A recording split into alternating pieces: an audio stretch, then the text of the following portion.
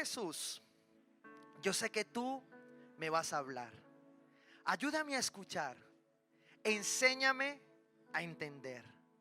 Pero usa hoy esta palabra hermosa para que yo pueda practicarla en mi vida diaria, en el nombre de Jesús. Mateo 22, versículo 37 dice: ama al Señor tu Dios con todo tu corazón, con todo tu ser y con toda tu mente. Le respondió Jesús: Señor, yo hoy vengo con temor y temblor de que tu palabra haga algo en nuestras vidas. Y te pido, Espíritu Santo, que seas tú el que use mi vida para que tu palabra sea propicia en cada corazón.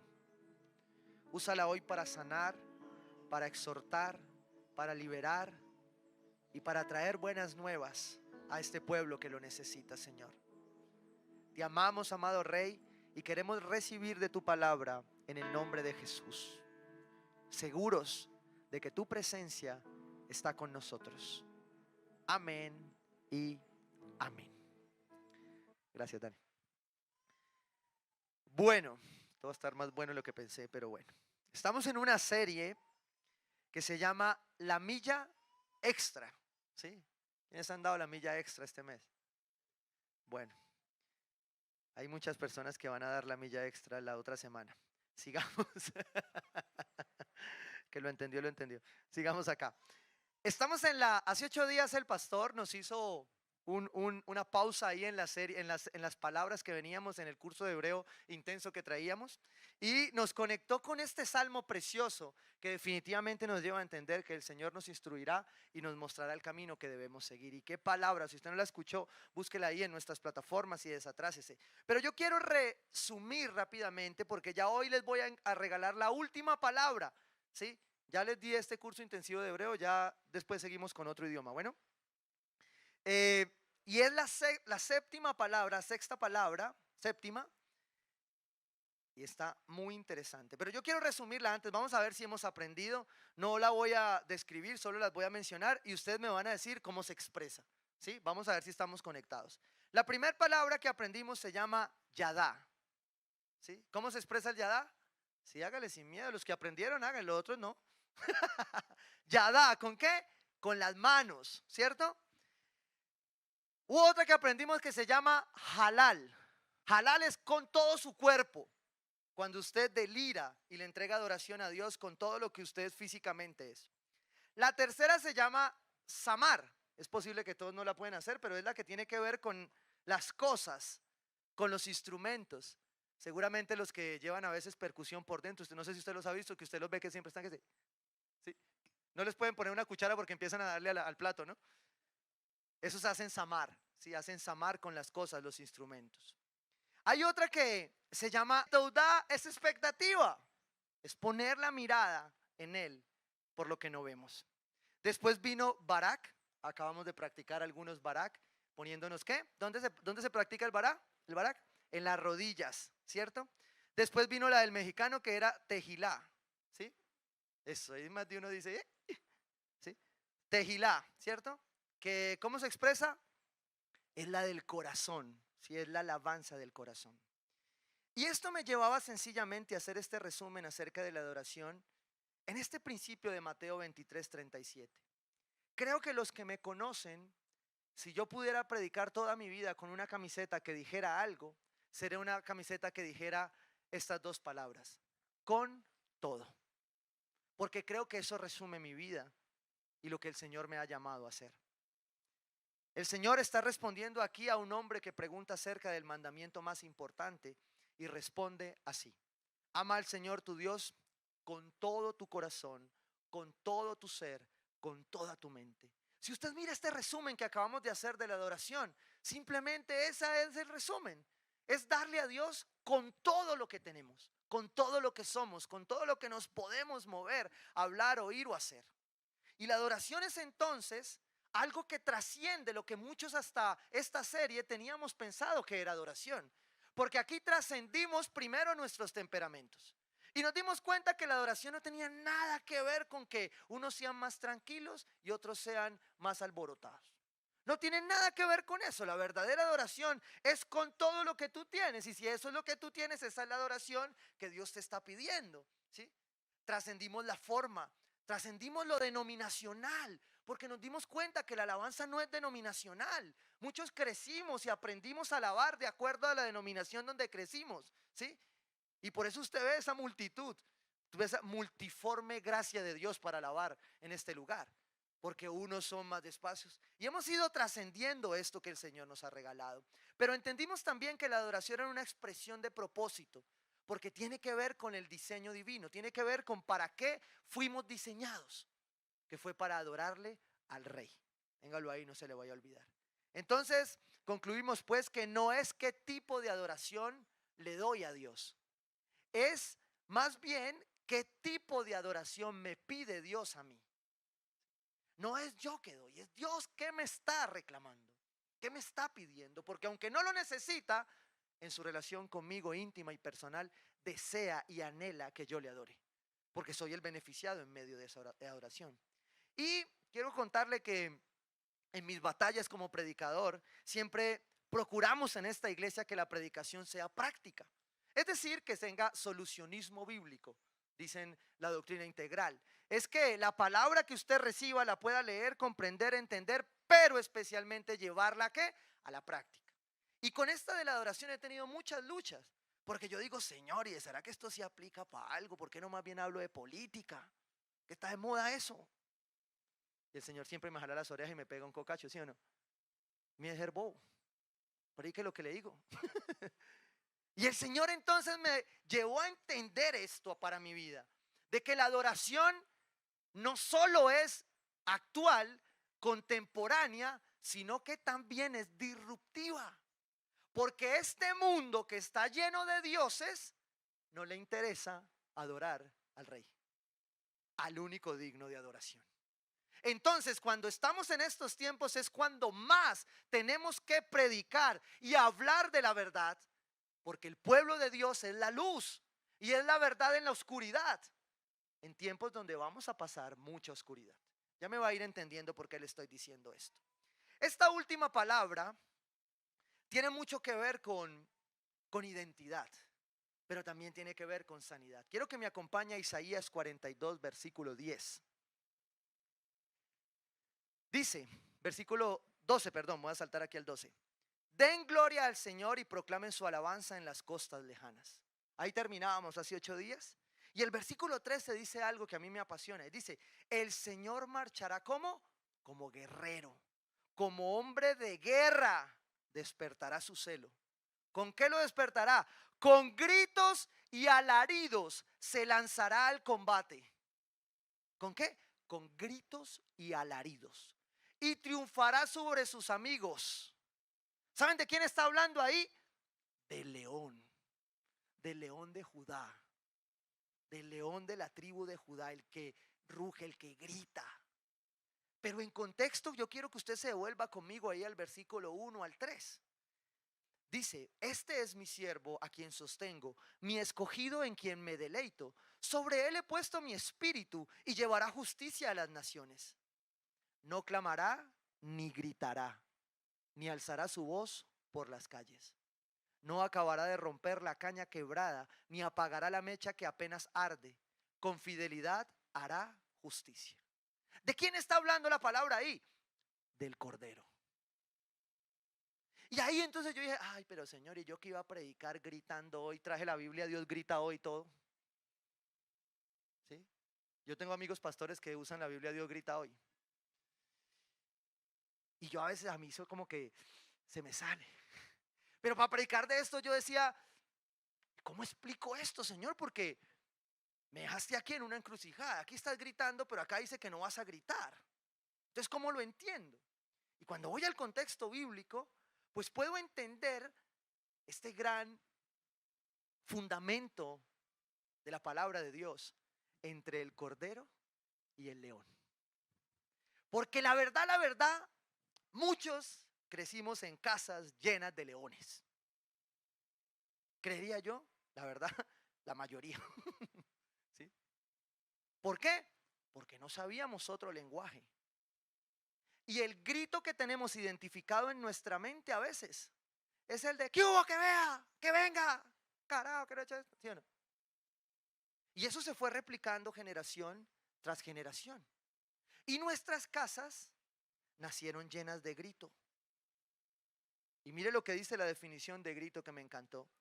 Es una voz muy esforzada y levantada.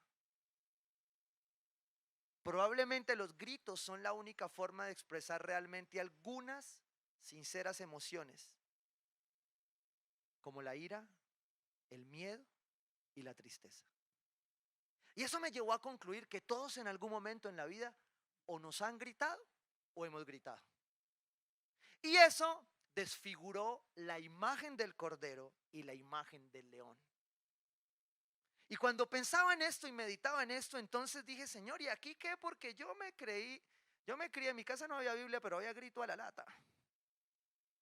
Y yo decía, yo me convertí al Señor y yo, mientras éramos solteros con mi esposa, hacíamos como la gente grita. No entiendo por qué no se calman. ¿Sí? Y uno tiene un hijo y dice, ¿qué pasó? Mi esposa, que hoy está al frente, va a poder mirarle a la cara y decirle, mi esposa era un ángel de Dios. Y se volvió mamá y no sé qué pasó. No sé qué pasó. Todos hemos gritado alguna vez. O hemos gritado por la ira, o hemos gritado por el miedo, o hemos gritado por la tristeza. Algunos gritan espontáneamente hacia afuera. Otros gritan más calladamente hacia adentro. Se enferman solos con sus gritos. Y tal vez después en la crisis empiezan a sentir que estaban gritando hacia adentro. Los que no tenemos ese problema es peor porque lo expresamos, pero nos duele más. Sacamos el dolor, pero el proceso de ese dolor es fuerte, ¿sí? Pero todos gritamos en algún momento. Ni siquiera a veces hemos tenido que alzar la voz para gritar a otros. O tal vez hemos recibido las consecuencias de los gritos en nuestras casas, en nuestros hogares, en nuestros colegios, con nuestros jefes, con nuestros pastores, con nuestros líderes. Y los gritos crean una distorsión. No los quiero justificar, no son buenos.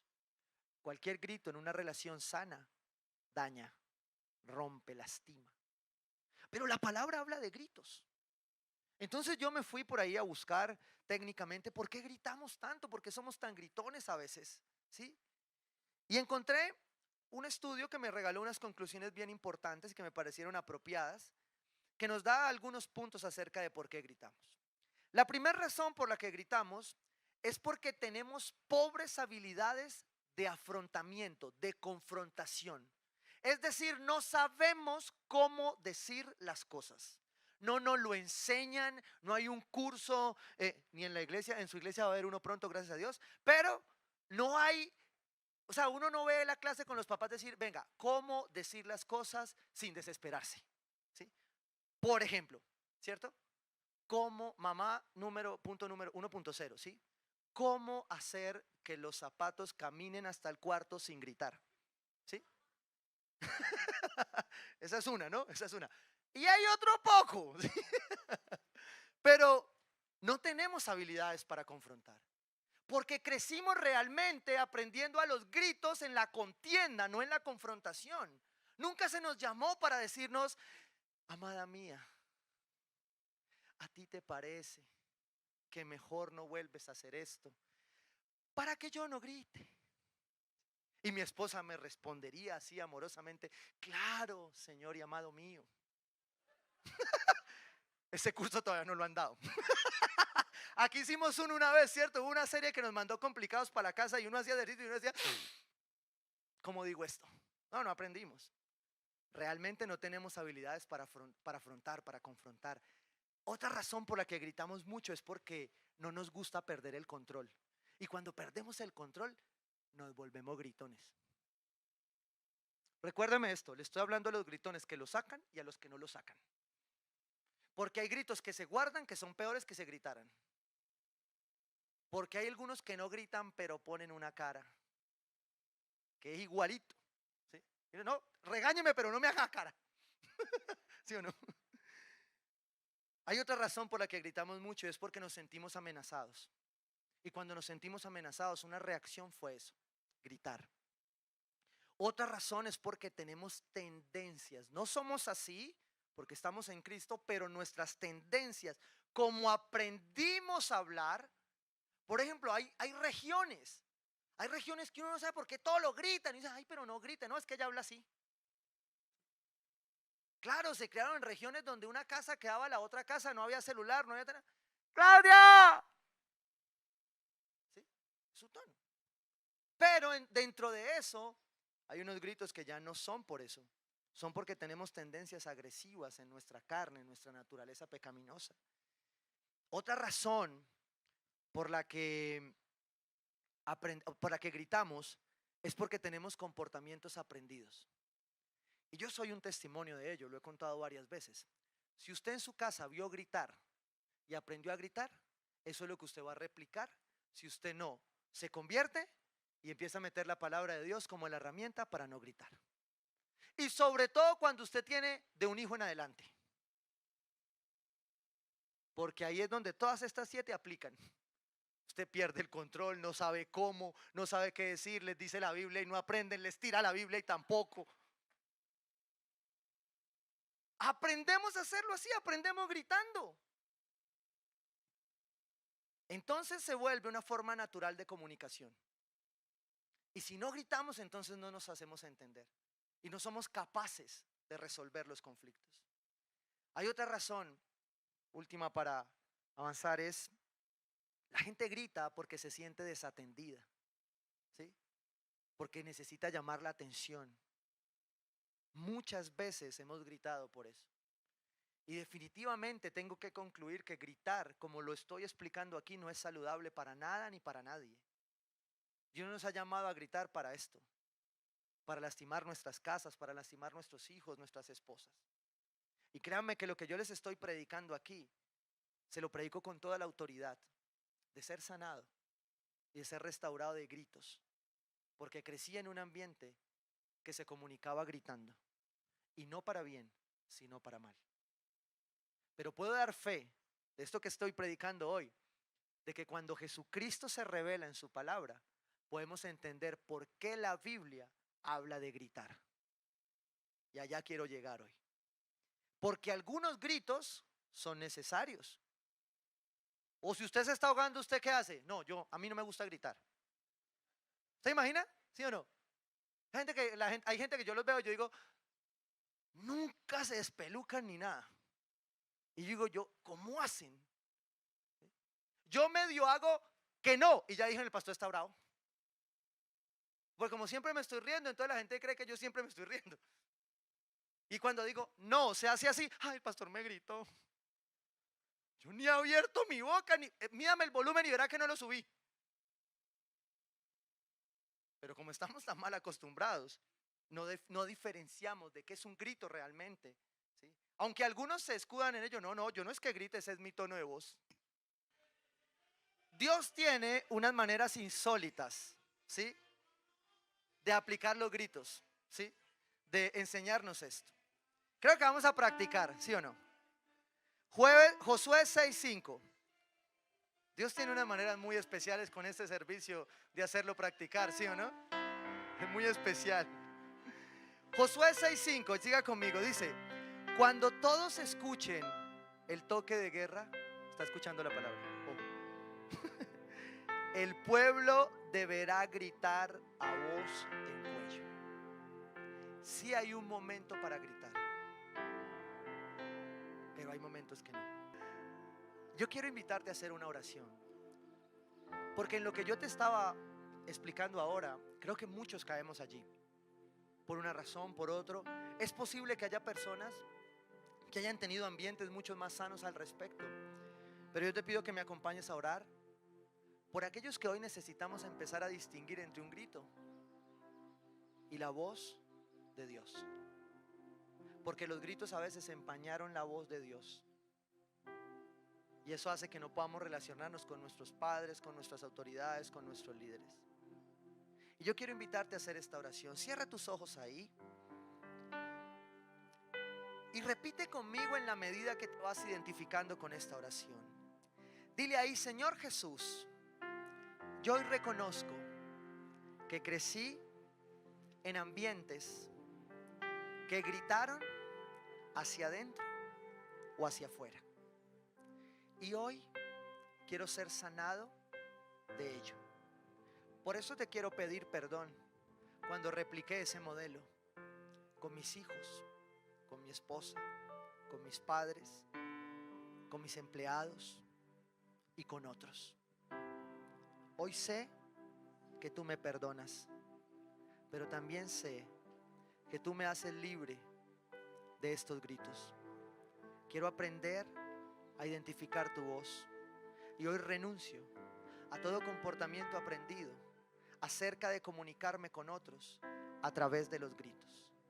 Enséñame a través de tu palabra a comunicarme mejor y a tener dominio propio para hablar con tu voz y no con la mía.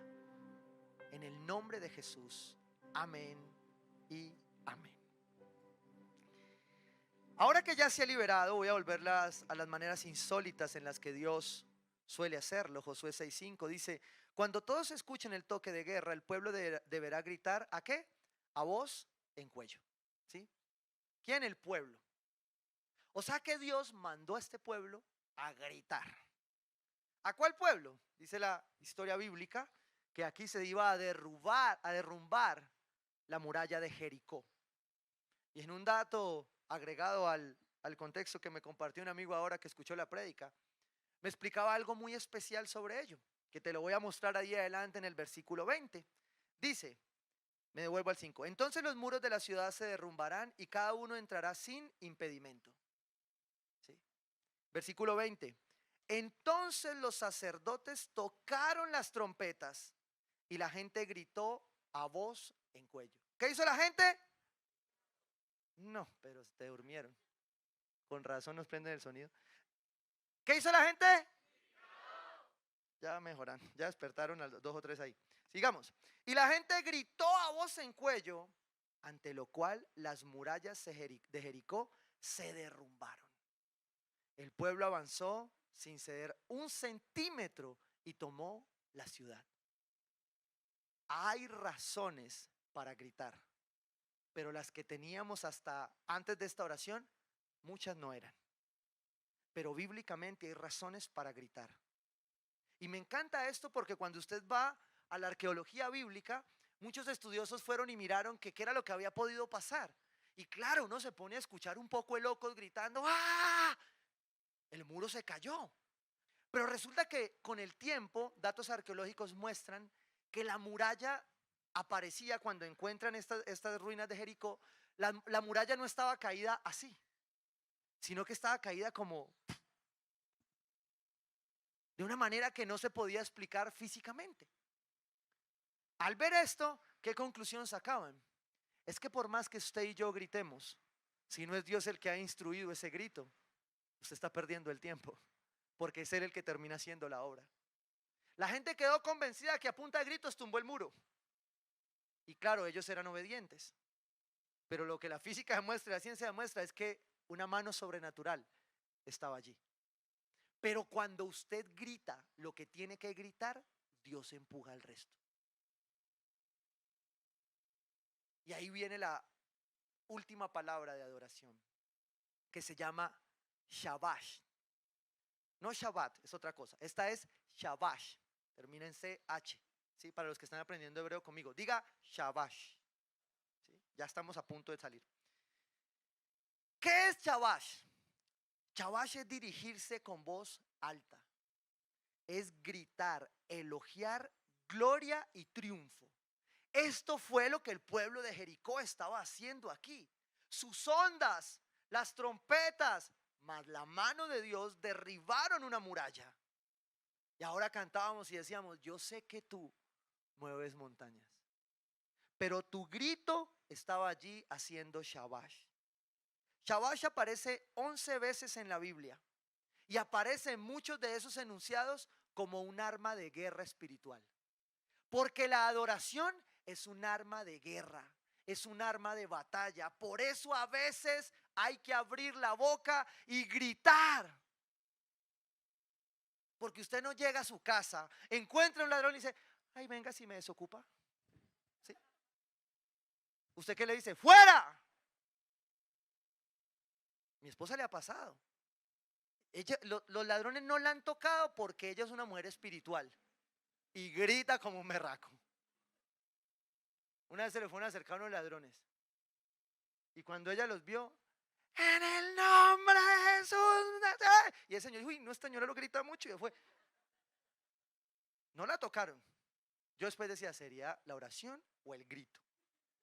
Y ahí fue donde concluí que ella estaba haciendo shabash. Porque la adoración es un arma de guerra. Y le voy a decir por qué la adoración es un arma de guerra. Porque la adoración es una adoración al rey. Y el rey es el rey de un reino. Y si hay un reino, va a tener enemigos que quieren violar ese reino. Cuando usted y yo adoramos, estamos haciendo alabanza, gloria al rey. ¿Cómo qué? Como el reino. Salmo 117, versículo 1 al 2. Alaben al Señor naciones todas, pueblos todos, shabash, alabanzas. Griten alabanzas, pueblos adóreles. La palabra dice que las naciones le alabarán, le adorarán, gritarán su nombre. O sea que la adoración es más general de lo que nosotros pensamos, de limitarlo a un recinto. Aquí está hablando que son las naciones. Salmo 145, perdón. Grande es su amor por nosotros, versículo 2. La fidelidad del Señor es eterna. Aleluya, alabado sea el Señor. Es un grito de gloria, de victoria. Salmo 145, 4. Y aquí el Señor me enamoró cuando dice, cada generación shabash tus obras y proclamará tus proezas. Y cuando yo veía a los niños ahora, me encanta que Milton y los muchachos de Journey se bajaron y dijeron, no, esos niños estaban cantando más que nosotros. Porque las generaciones gritarán y alabarán a Dios. Todo esto que hemos aprendido de adoración es disruptivo para este mundo porque es la garantía que tenemos de que nuestros hijos cuando te vean y me vean adorando al rey, adoren al rey. La adoración es un tema generacional. Cuando el pueblo de Israel estaba siendo cautivo por Egipto, el rey le pregunta a Moisés, ¿para qué quiere que lo deje ir? Para ir a adorar al rey. Y este tiempo, que es un tiempo de cautividad y oscuridad, la iglesia necesita entregar shabash al Señor. Saber gritar donde debe gritar. Para que nuestros hijos aprendan generacionalmente. La adoración es conexión con las generaciones. La adoración es garantizar que tú y yo un día pasaremos, pero nuestros hijos adorarán al Rey. Nosotros estamos acá porque un día alguien decidió adorar y nosotros seguimos a ese que adoró. Pero como ese shabash no ha sido entendido, no ha sido explicado, entonces todavía nosotros tenemos una distancia con esa generación que no sabe conectar con nosotros, porque nosotros no hemos conectado nuestra adoración con la de ellos. ¿Sí? Por eso, en un libro que se llama Holy Roar, un hombre que es parte de la esencia de esta serie, menciona algo que se llama el shabash cultural. Y es que como lo menciona el salmista, todas las naciones practican shabash, ¿sí? Y lo hacen con gritos. Lo hacen haciéndose sentir los gritos. El shabash cultural es esto que el mundo hace sin darse cuenta que es shabash o que es adoración sin saber acá.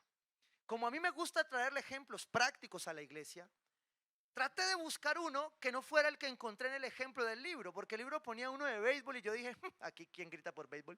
Nadie, ¿sí o no? ¿Quién le gusta el béisbol aquí? No, nadie. Bueno, uno, siempre falta el raro. Hay gente que no tiene nada más que hacer y ve béisbol. Bueno, sigamos. Entonces encontré uno que yo dije, uno que sea, porque shabash es todos gritando. Yo dije, Señor, yo creo que es imposible que haya alguien en la iglesia que no haya hecho shabash con este acto. Toca la pelota, Radamel dejando para Santi. El Santi con la pelota para levantar, toca la pista para cancha, dejando para Quintero. Viene Quintero, toca, viene el de Rada, viene el de Rada. ¡El de Rada, qué golazo! ¡Radamel! ¡Radamel! ¡Radamel! ¡Tigre! ¡El Tigre, gol de Colombia!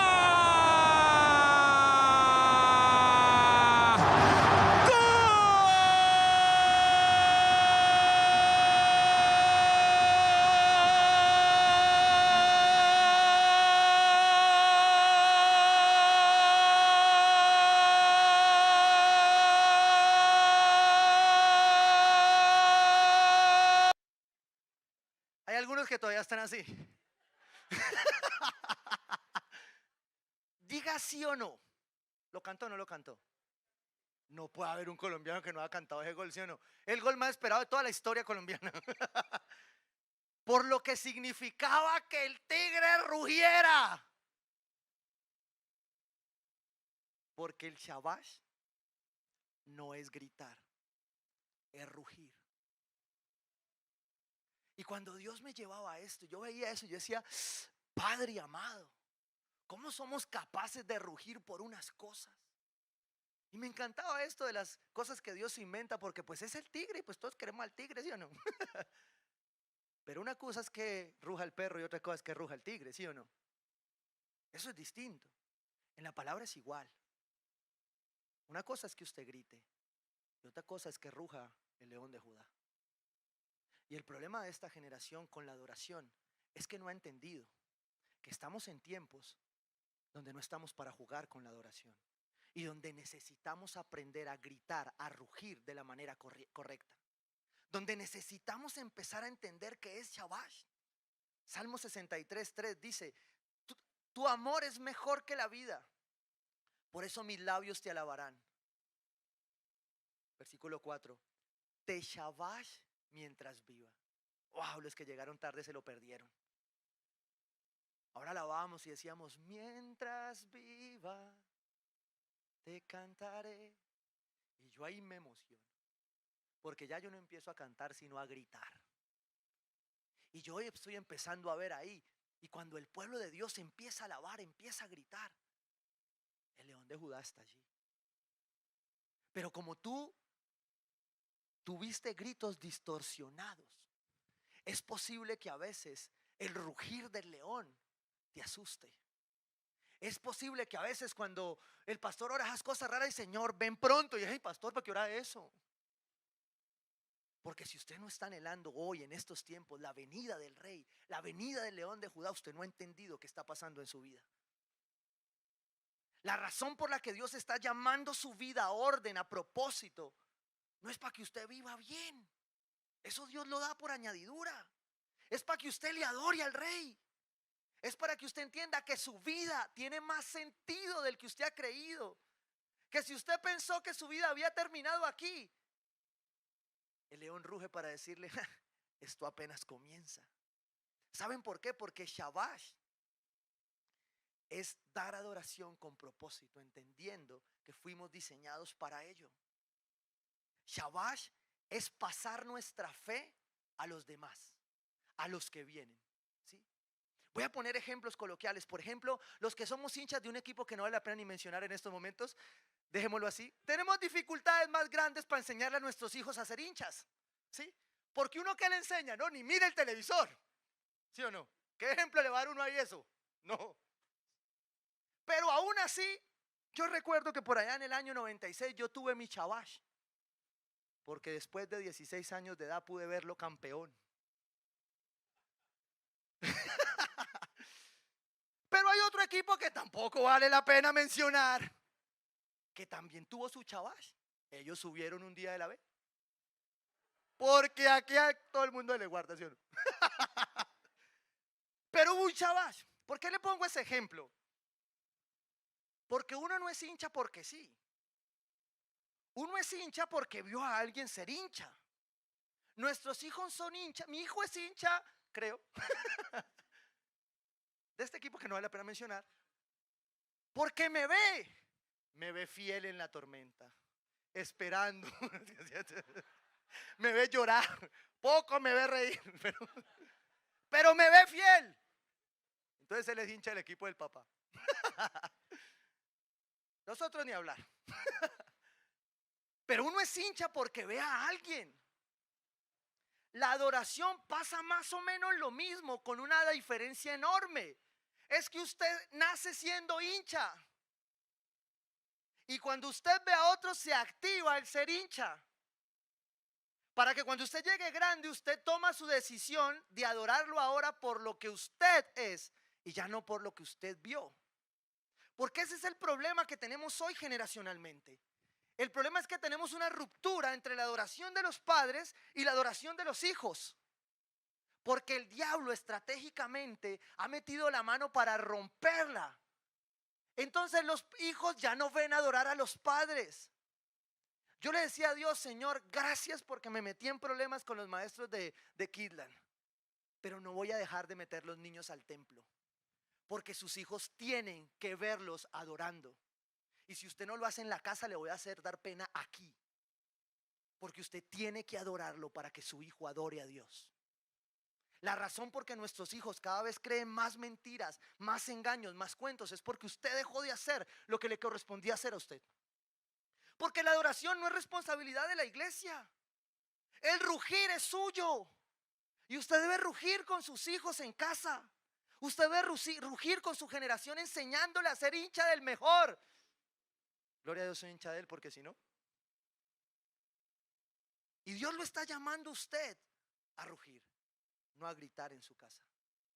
Dios lo está llamando a usted a enseñarle a sus hijos que lo que usted vivió, Cristo pagó por ello en la cruz, como el cordero, para que usted en su casa pueda aprender a rugir como el león de Judá. Shabash no es una responsabilidad única de la iglesia, pero la iglesia lo tiene que hacer. Y tenemos que cerrar la brecha entre iglesia y familia. Porque si seguimos pensando que esto es del domingo y nos vamos para la casa todos de lunes a sábado, el diablo nos va a revolcar. Porque no vamos a escuchar el rugir. Y vamos a tener que cerrar esta brecha aprendiendo a adorar, a entregar shabash generacionalmente. Ay, pastor, pero es que yo soy tía. Pues ruja en la casa con sus sobrinos. Porque usted también está llamado a predicar a las nuevas generaciones.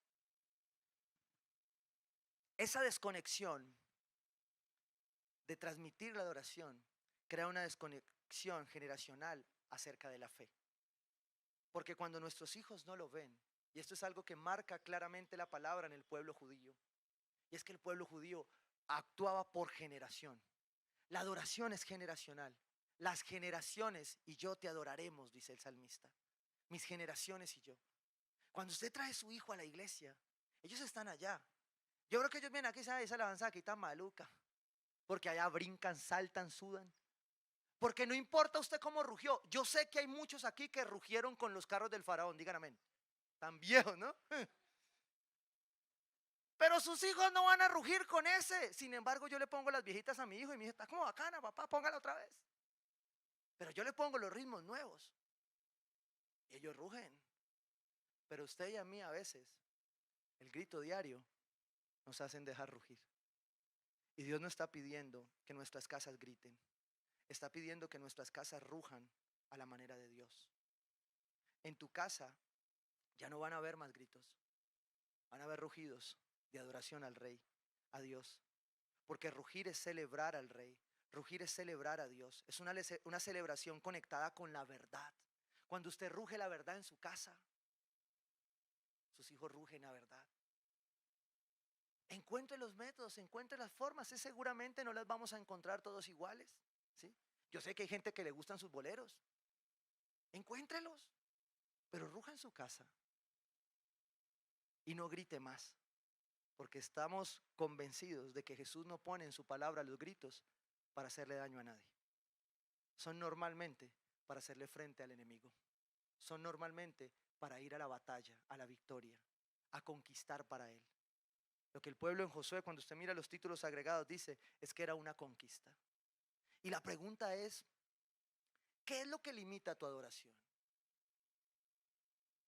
¿Qué es lo que limita tu rugir? ¿Qué es lo que limita tu shabash hoy? ¿Qué es lo que lo está limitando? Un miedo, un pecado, un dolor o un grito que alguien colocó sobre tu vida y te marcó y tú no quieres gritar. Y hay un momento donde todos tenemos que gritar. Porque estos tiempos que cada vez serán peores, necesitan que el pueblo de Dios no grite, ruja. Porque el león de Judá está cerca. Salmo 119, 164. Pastor, ¿y cuántas veces debo rugir? ¿Cuántas veces debo hacer shabash? ¿Debo alabar a Dios? ¿Cuántas veces, pastor? Porque es que yo no tengo tiempo. Yo le quiero recordar que a todos nos dieron las mismas 24 horas. ¿Sí? Usted sí tiene tiempo. ¿Cómo lo administra? Es parte de su adoración. Salmo 119, 164. 7 veces al día te alabo por tus rectos juicios. Ay, pastor, y 7 veces me toca. Si divida 24 en 7, cada eso adorar. 7 significa en la Biblia una adoración perfecta, una adoración completa, una adoración 7:24. Por eso el apóstol Pablo dice, en todo lo que hagan, háganlo como para ¿quién? Como para el Señor. Entonces cuando usted trabaja, cuando usted hace una actividad, está adorando a Dios. Pero hágalo rugiendo, sea el mejor en lo que está haciendo, sea el mejor en lo que va a hablar, a presentar. Su trabajo tiene que ser el mejor. Por eso el salmista nos recuerda, el número de veces perfecta, alaba a Dios por sus rectos juicios. En la Biblia, rugen la tierra, el mar, el viento y el león. Si tú no has aprendido a diferenciar un grito de un rugido, va a llegar el momento final. Y aparte de que te tiemblen las piernas, no vas a saber quién es.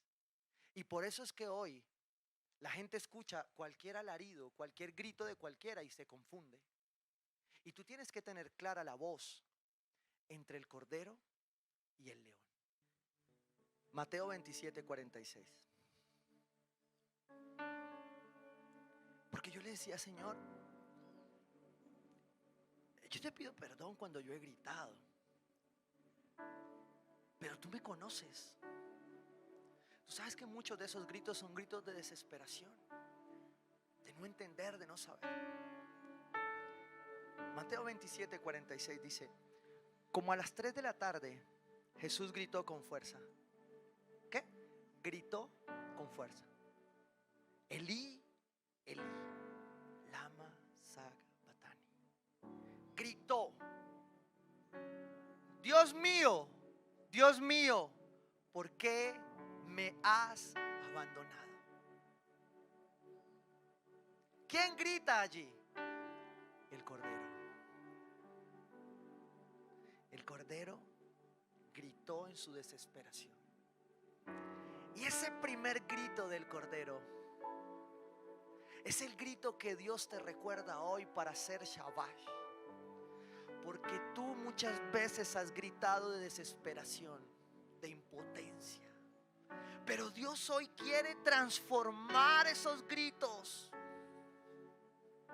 de dolor, de miedo, de ira, de tristeza. Los quiere transformar a través de su sacrificio. Apocalipsis 5, versículo 5. Uno de los ancianos me dijo, deja de llorar, que ya el león de la tribu de Judá, la raíz de David, ha vencido.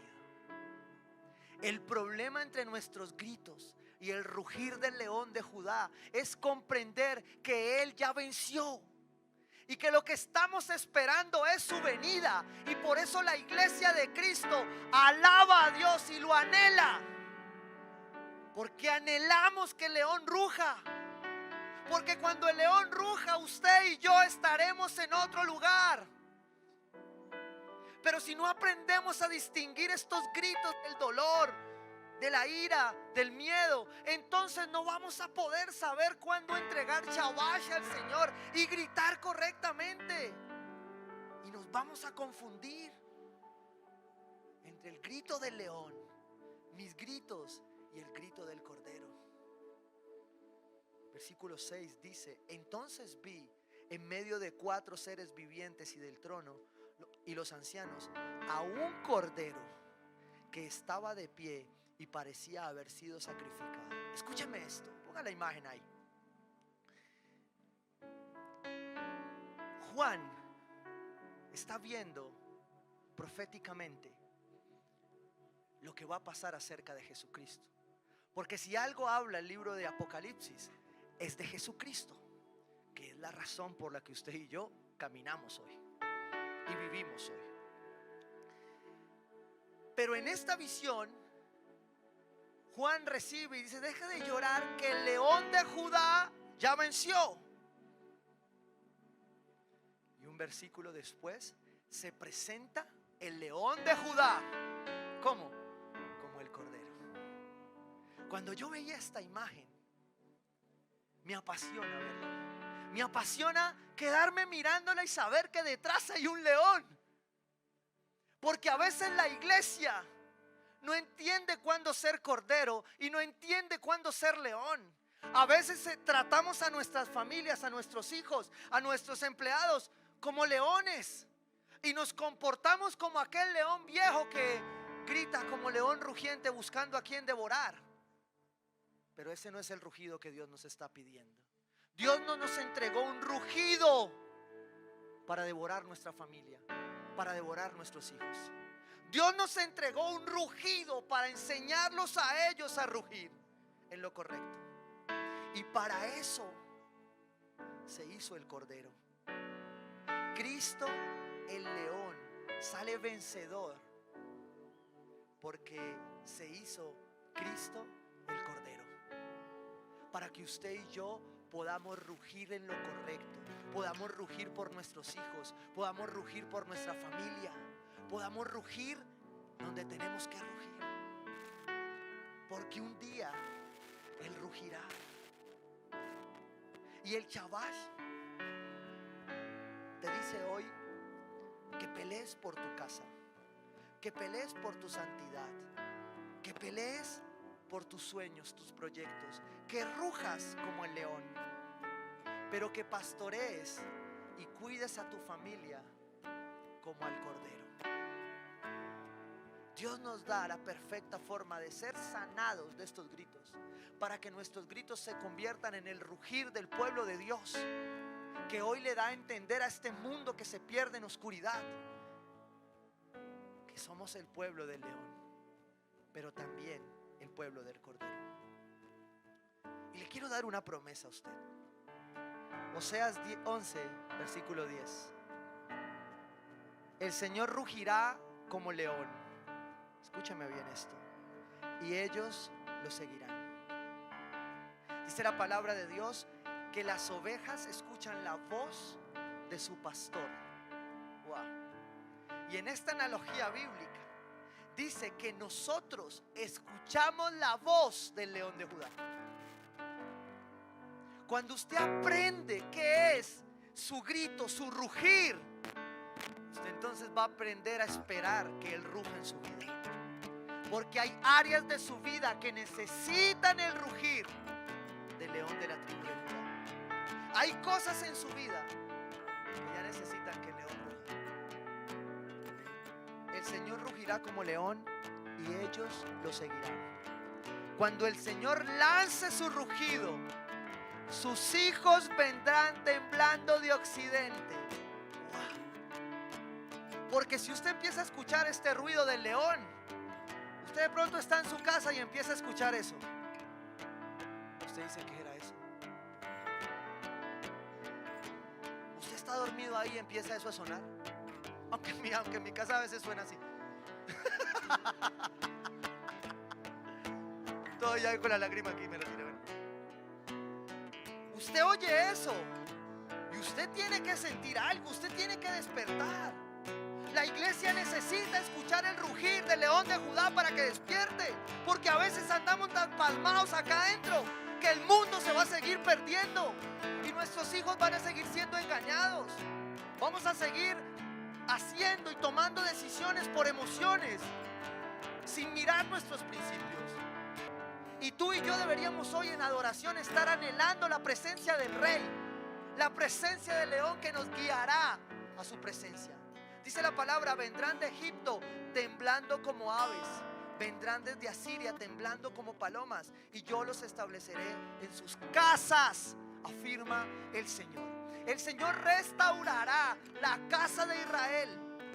Sus 2 tribus las pondrá, y usted y yo lo veremos y entenderemos que el león va a rugir para hacer de tu vida, de tu casa, algo diferente, para hacer de tu generación algo diferente. Usted y yo no dependemos de quién se elija, dependemos del león de la tribu de Judá, y como tal debemos aferrarnos a adorarle, para que cuando fijamente miremos ese cordero, entendamos que detrás de él rugió por ti